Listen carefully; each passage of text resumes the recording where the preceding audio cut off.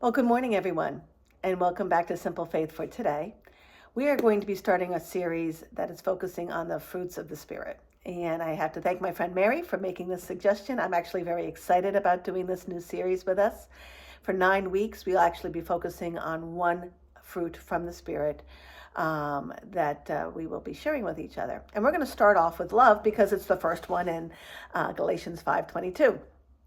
And as I was thinking about love, and my goodness, right? People have written books on this. There have been wonderful 1 Corinthians 13, I think of when I think of love.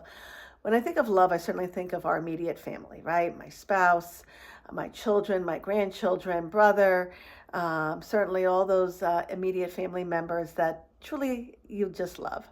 And that's wonderful. But today's verse, I think, actually takes this a little bit farther for us. And it wants us to explore what it means to be filled with love from the Holy Spirit. And that to me kind of extends past our family. And it really begins with me. And I have to say that every time somebody says you have to love yourself before you can love others, I'm thinking, well, that's a bit selfish. And I've thought that for a long time, but I really reflected on that as I wrote this blog post and really came to the understanding that certainly by loving ourselves and the imperfections that we all have, right? The fact that I know I have only been given life and eternity from my holy Jesus and the grace that he has given me, that love that comes from Jesus is what we need to share with others. And it does mean that I have to look at my own self and say, you know what, you're not perfect, Susan. So don't expect that from everybody else that you're meeting either. That love that you're going to show others has to come from a sense of humbleness and gratitude and just meeting them.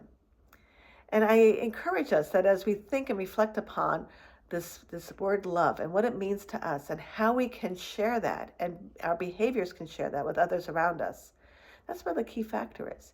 You might really want to focus on your family. Have you been taking them for granted? Have you not necessarily shown them the love that you really do feel in your heart for them? Then that might be the people that you might want to focus on. Maybe it is the fact that you're not necessarily loving yourself, that you are carrying around sins that you have had from many, many years ago. And maybe it's time you say, you know what? I need to release those and give those to God and know that I'll be able to love myself again.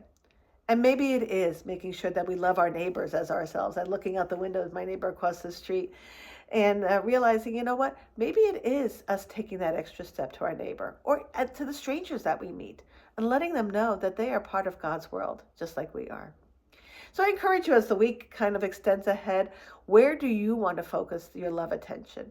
And really make an effort. What are some new things or different things you can do to make sure that others see the love that you have in your heart from Jesus and from the Holy Spirit?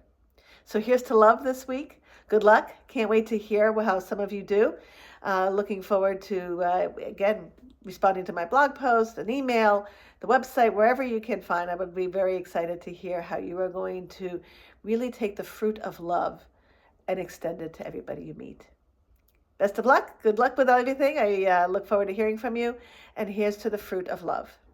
Take care, everyone.